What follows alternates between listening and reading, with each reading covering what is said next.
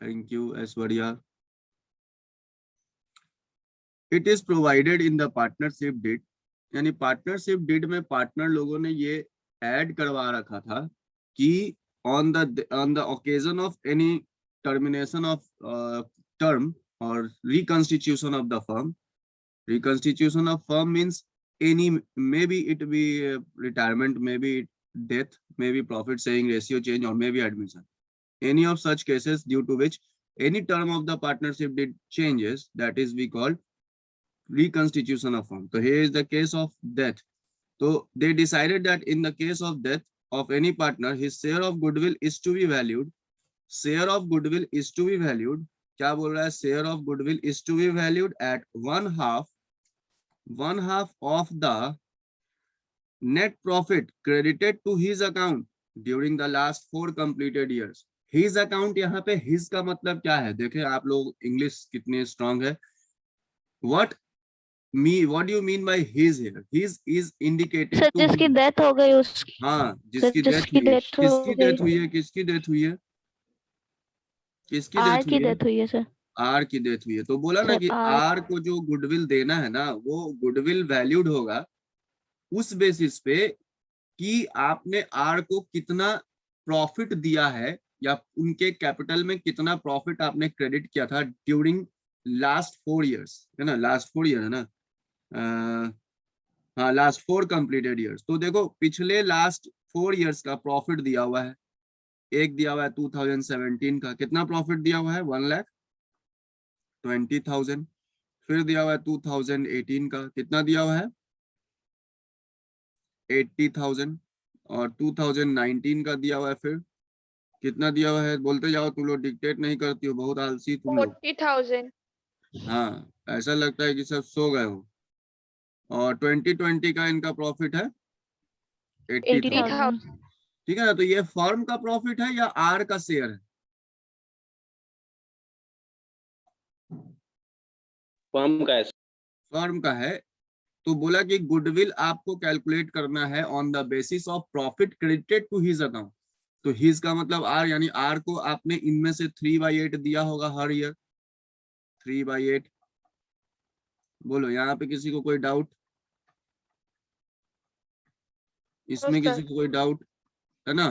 तो आपने पिछले 4 सालों में जितने आर को प्रॉफिट क्रेडिट किया है उसका 1/2 हो जाएगा, यानी उसका आधा. तो पहले आप 3/8 निकाल लो. 1,20,000 का, इन सब का 3/8 निकाल के आप उनको ऐड कर देना.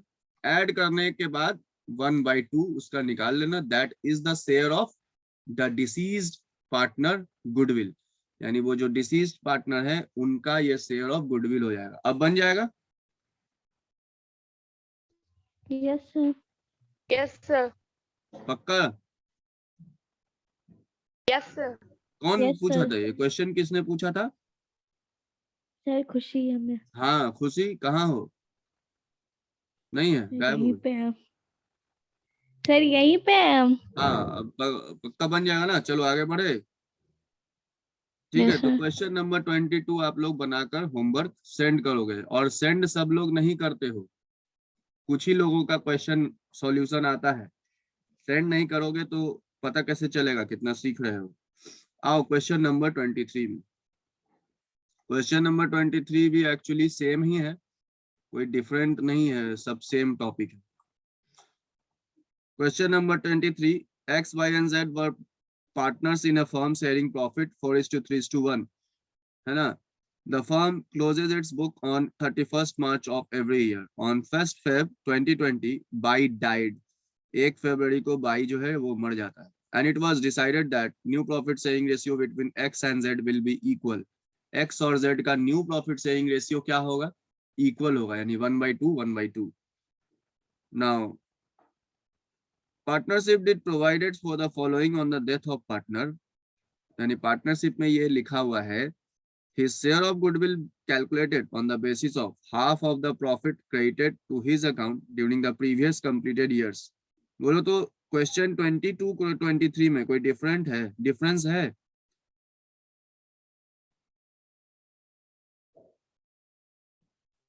No sir, hello, almost similar ही है। है ना। ए पॉइंट नंबर ए तो क्लियर है, अभी जस्ट बताए थे पॉइंट नंबर ए। 23 का पॉइंट नंबर ए देखो तो, और पॉइंट नंबर बी देखो, अब समझो। पॉइंट नंबर बी बोल रहा है हिज शेयर ऑफ प्रॉफिट के बारे में। पॉइंट नंबर बी में शेयर ऑफ प्रॉफिट के बारे में बोल रहा है कि शेयर ऑफ प्रॉफिट क्या होगा, कौन से प्रॉफिट के बारे में बोल रहा है। तो from the beginning of the year in which died, कौन मरा है, कौन मर गया है, why, from the beginning Why? of the period in which Y died till the date of death। कब डेथ किया है, 1 फरवरी को, ये रहा 1 फरवरी। तो 1 फरवरी तक का प्रॉफिट, यानी दिस पीरियड से 1 अप्रैल से लेकर 1 फरवरी तक का जो प्रॉफिट है वो कैलकुलेट करेंगे हम लोग on the basis of average profit of the last 2 preceding years. Preceding का मतलब होता है पहले वाला साल। तो देखो यहाँ पे प्रॉफिट दिया हुआ है 2015-16 का, 2016-17 का, 2017-18 का, 2018-19 का। हमको प्रीसीडिंग 2 ईयर लेना है, तो 2017-18 का प्रॉफिट लेंगे और 2018-19 का प्रॉफिट ले लेना। इन दोनों को सम करना, सम करने के बाद डिवाइडेड बाय 2 करना, एवरेज प्रॉफिट आएगा 2 साल का।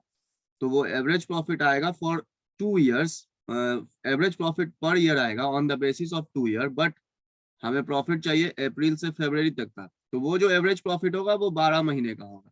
तो एवरेज प्रॉफिट को आप क्या करोगे बताओ, एवरेज प्रॉफिट को डिवाइड करोगे 12 से और मल्टीप्लाई करोगे 10 से, क्योंकि 1 फरवरी तक ही कैलकुलेट करना है। तो अप्रैल मई जून जुलाई अगस्त सितंबर अक्टूबर नवंबर दिसंबर जनवरी, 10 मंथ से आप मल्टीप्लाई करोगे, जो आएगा उसमें वाई का शेयर आप निकाल लेना। और जो जर्नल एंट्री हम लोगों ने डिस्कस किया, जैसे जर्नल एंट्री पास करना है वो एंट्री आप पास करोगे। PL suspense account debit to wise capital account. बोलो डाउट इस क्वेश्चन में। हेलो बच्चों। सर पीएल सस्पेंस वाला थोड़ी होगा जर्नल, इधर तो न्यू रेशियो दिया है ना। देखो अब पीएल सस्पेंस वाला थोड़ी होगा जर्नल, आप एडजस्टमेंट कर सकते हो कैपिटल से भी, और आप एडजस्टमेंट कर सकते हो पीएल सस्पेंस से भी। लास्ट क्लास में हम लोगों ने बताया था कि पीएल सस्पेंस इज एक टेम्पररी अकाउंट है। वो तब तक हम लोग ओपन करके रखते हैं जब तक फर्म का फाइनल अकाउंट नहीं बन जाता है, ठीक है। तो आप चाहे तो कैपिटल से भी एडजस्टमेंट कर सकते हो, कोई डिफरेंस नहीं होगा, या फिर आप पीएल सस्पेंस के थ्रू भी आप एंट्री पास कर सकते हो, तो दोनों सेम है। क्योंकि लास्टली पीएल सस्पेंस तो हमारा चला जाना है, वो पार्टनर्स के कैपिटल से ही एडजस्ट हो जाएगा लास्ट में, ठीक है। तो आप दोनों कर सकते हो, इसे हम लोग लास्ट क्लास में भी डिस्कस कर चुके थे। या तो आप गेनिंग रेशियो में उसको एडजस्ट करोगे, यानी जो कंटिन्यूइंग पार्टनर है, कौन कौन है continued partner, x and Z. तो एक्स एंड जेड का जो गेनिंग रेशियो है उस तरीके से भी आप गेनिंग पार्टनर्स के कैपिटल को डेबिट कर देना, और जो डिसीज पार्टनर उनके कैपिटल को क्रेडिट कर देना, वो भी तरीका सही है। या फिर आप पीएल सस्पेंस के थ्रू भी कर सकते हो, दोनों तरीका सही है, ठीक है। हेलो अनिकेत, हाँ सर ठीक है। आगे बढ़े। Yes sir. आगे देखो तो क्वेश्चन नंबर 24 क्या है।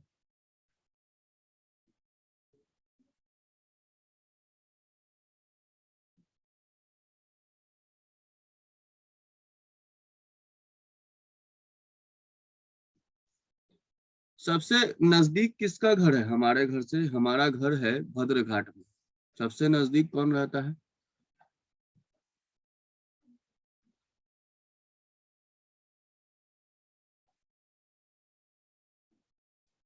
कौन है सबसे नजदीक।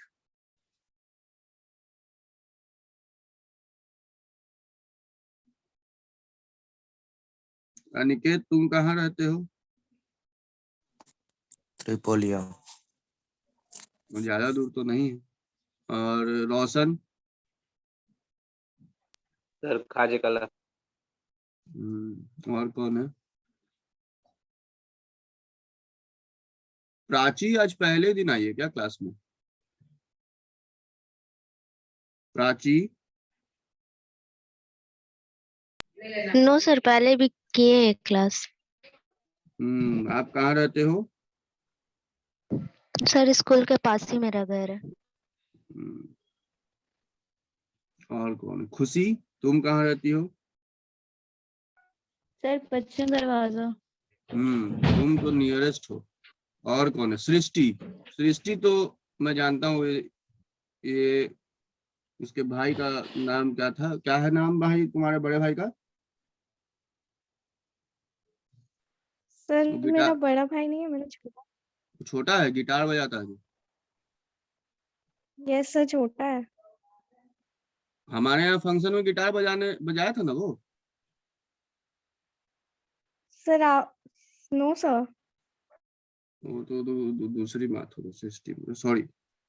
अच्छा देखो, तो क्वेश्चन नंबर 24 हमको नहीं मिल रहा है, थोड़ा कोई रीड करोगे क्या? क्वेश्चन नंबर 24 नहीं मिल रहा है, कौन भेजा है? 26 सर ब्लर है सर सब। ब्लर है ना? भेजो तो कोई अच्छे से भेज को, अच्छे से 24 25 क्वेश्चन सेंड करो तो।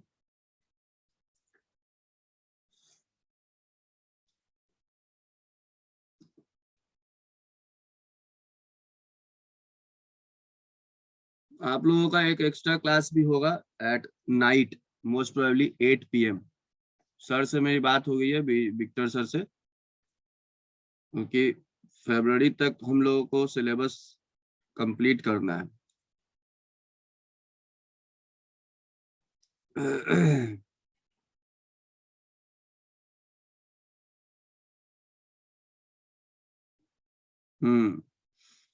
अच्छा अब देखो, क्वेश्चन नंबर 24 आ जाओ।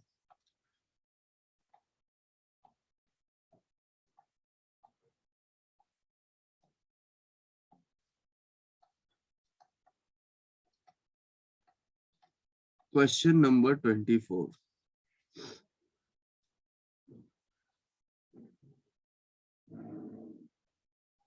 Iqbal and Kamal are in partnership sharing profit in the ratio 3:2।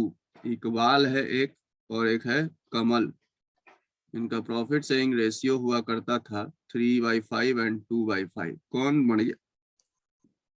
Kamal died कमल। हो गया। कमल बेचारा ऐसे जीभ निकाल दो, डायड हो गया, ऐसे लेट गया, मर गया। कमल जो है डाइड हो गया 3 months after the date of the last balance sheet.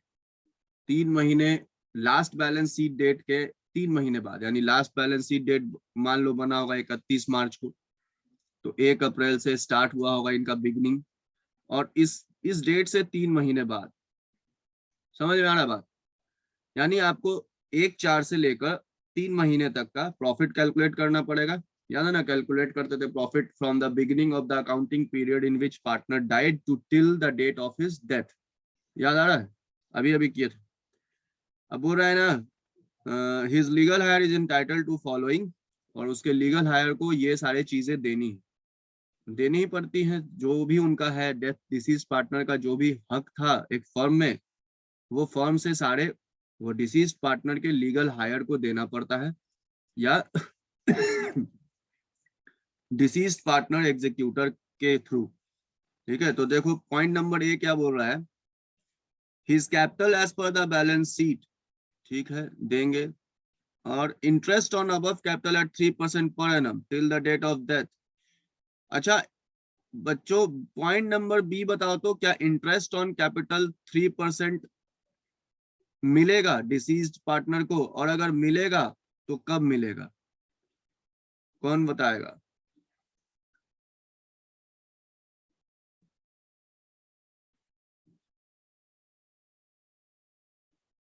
Aishwarya बताओ, पॉइंट नंबर बी का क्या करोगे?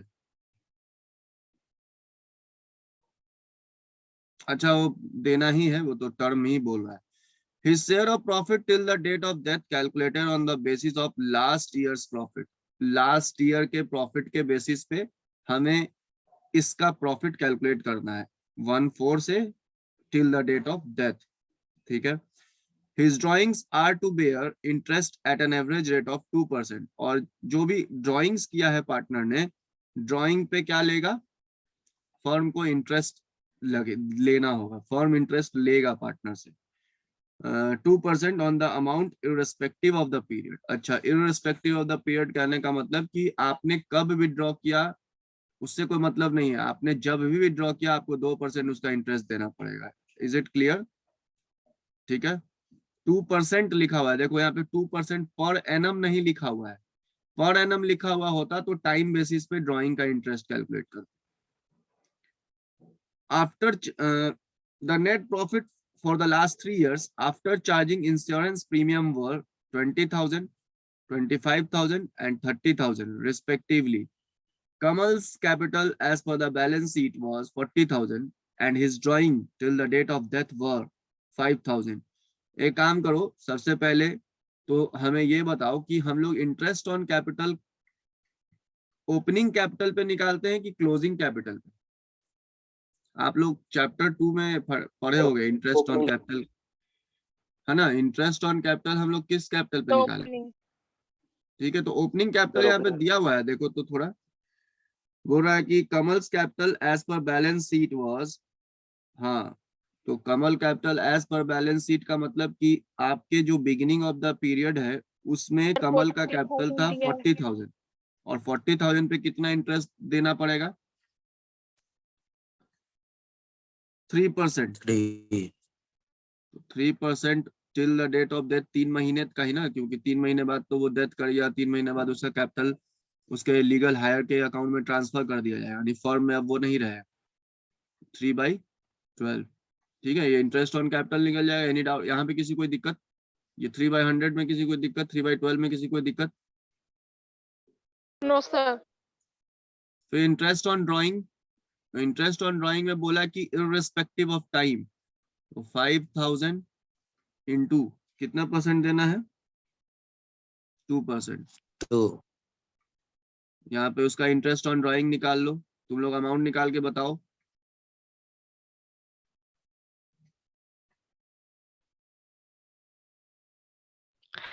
Sir interest on capital 900। 900। 300. देखो सभी को बोल रहे हैं एग्जाम में हड़बड़ी में कैलकुलेशन नहीं करोगे, नहीं तो क्या होता है कभी कभी आता हुआ चीज कैलकुलेशन मिस्टेक के कारण तुम लोगों का नंबर घट जाता है। यानी सब कुछ आ रहा है लेकिन आप हड़बड़ी में या out of impatience calculation mistake कर दोगे तो आता हुआ चीज वो जहाँ पे संजना, ये संजना कौन है? संजना कोई है अपनी क्लास में? Yes, sir. तो अभी ज्वाइन कर रही है इतने लेट से, कोई क्लास चल रहा था क्या अभी? No, sir.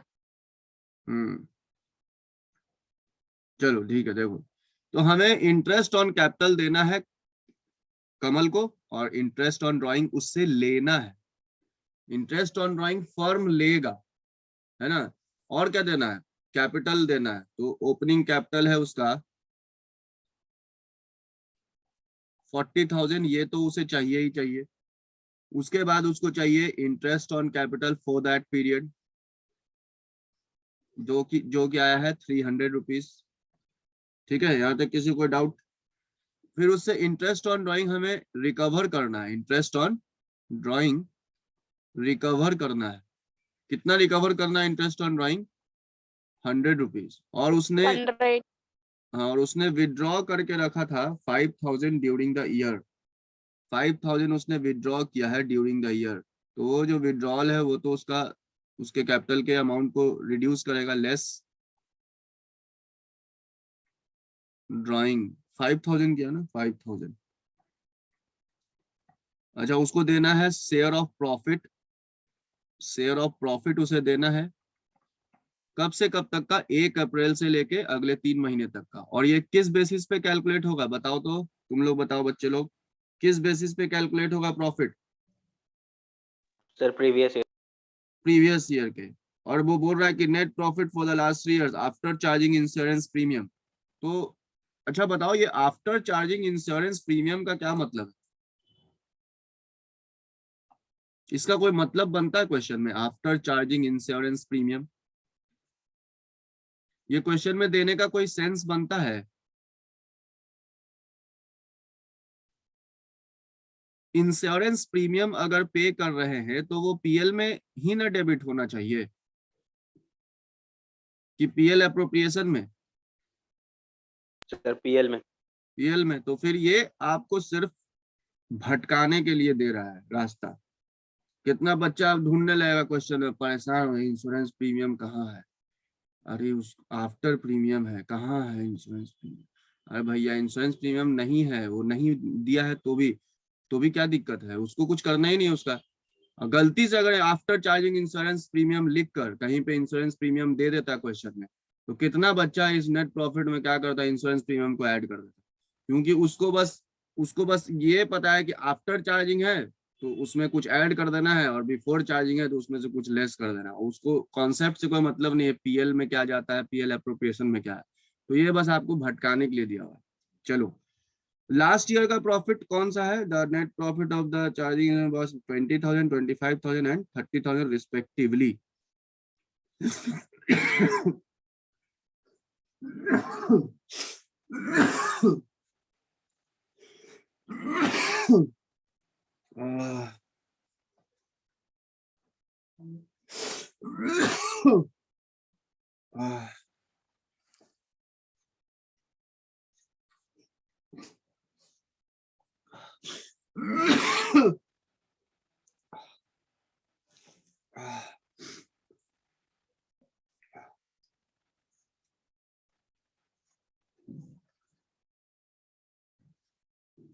थोड़ा प्रॉफिट कैलकुलेट करो तो 3 मंथ का।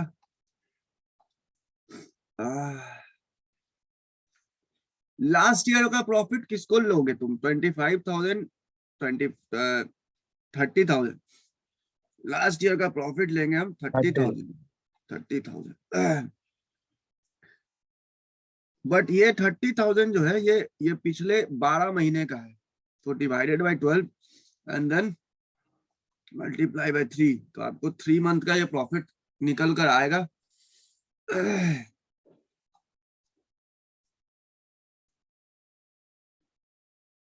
ठीक है ना? ये 7,500 रुपए में आप डिसीज पार्टनर का शेयर कितना है उतना आप उसको दे दो, तो 7,500 रुपए आया आपका फर्म का profit for 3 months in the year in which Kamal died.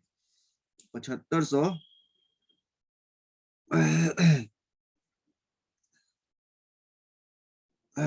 2/5 है ना उसका रेशियो? Yes sir.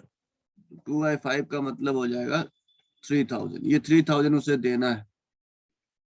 अब जोड़ घटाओ कर लो।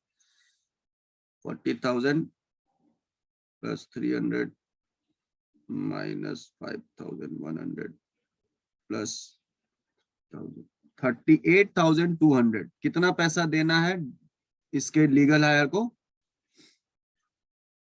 देखो तो कितना पैसा देना है, 38,200। बच्चों किसको किसको डाउट है या फिर कोई चीज समझ में नहीं आ रहा है वो पूछो। जब कोई पार्टनर डेथ करता है तो हमें उसे क्या क्या देना पड़ता है? तो उसको उसका शेयर ऑफ कैपिटल देते हैं। ये रहा उसका शेयर ऑफ कैपिटल। उसको बोला कि इंटरेस्ट ऑन कैपिटल देना है, वो कैलकुलेट करके उसको दे दिए। अच्छा, इंटरेस्ट ऑन ड्राइंग पार्टनर से हमें लेना है, वो हम उससे ले लिए। और ड्राइंग तो उसके कैपिटल के अमाउंट को वो ऑलरेडी ले रखा है तो वो तो माइनस करेगा ना। और शेयर ऑफ प्रॉफिट, ये शेयर ऑफ प्रॉफिट है beginning of the period, beginning of the period to the date of death.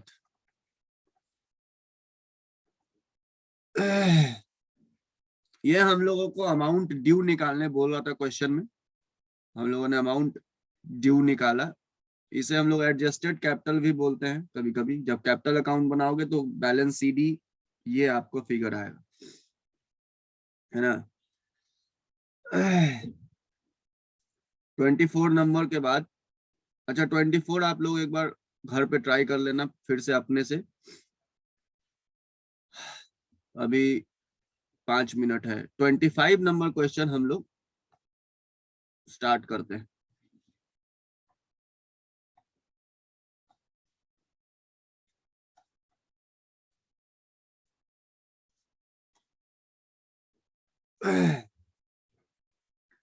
देखो क्वेश्चन नंबर 25। अब देखो तुमको क्वेश्चन आ गया जो फुल लेंथ क्वेश्चन होता है, यानी ये आपको लॉन्ग टाइप क्वेश्चंस में इन सब टाइप के क्वेश्चंस पूछेंगे।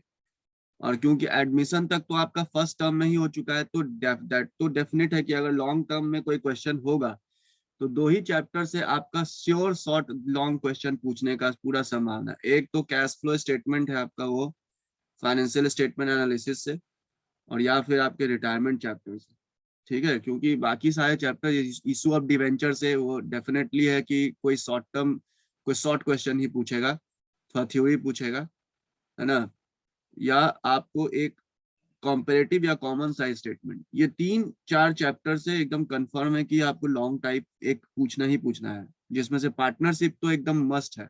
तो देखो क्वेश्चन नंबर 25 बोल रहा है द बैलेंस शीट दिया हुआ है। अभी अभी इससे पहले रिटायरमेंट किए थे ना हम लोग, रिटायरमेंट कि वो, हेलो, तुम लोगों को रिटायरमेंट पढ़ाए थे ना Yes, इससे पहले? sir. हाँ हाँ ठीक। Yes, sir.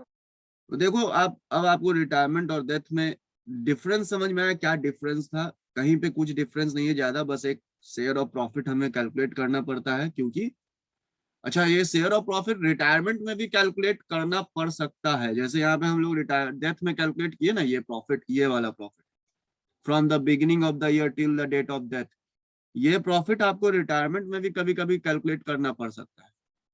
कोई बताएगा कब? कोई बता सकता है कब?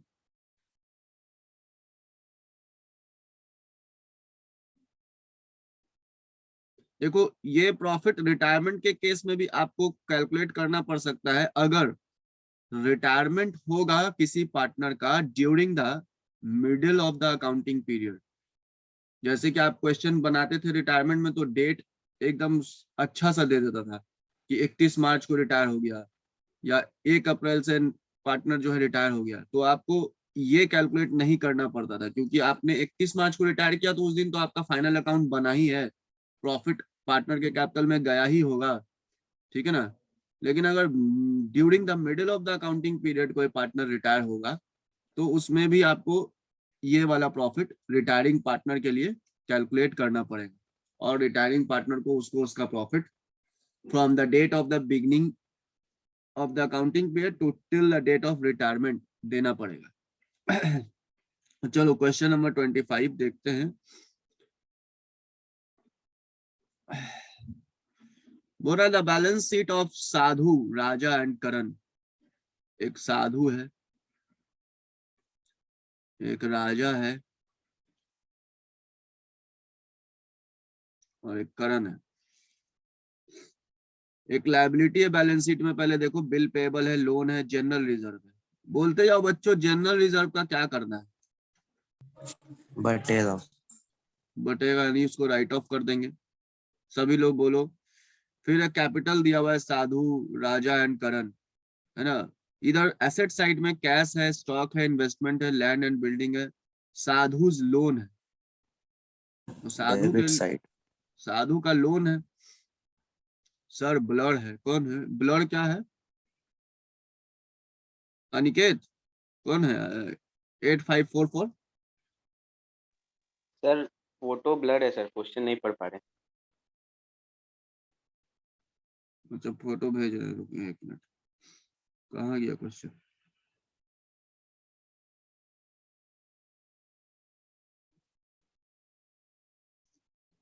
नाइन 835 कौन है? 9835 किसका नंबर है? प्राची। फोटो ब्लर है तो लो, भेज दिए।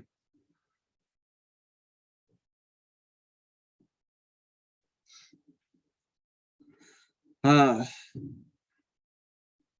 अब वो कैश है, स्टॉक है, इन्वेस्टमेंट है, और साधुज लोन है। देखो साधुज लोन को ना हम लोग, साधु डेथ कर रहा है, कौन डेथ कर रहा है? साधु डाइट। तो साधु के डेथ के ओकेजन पे साधु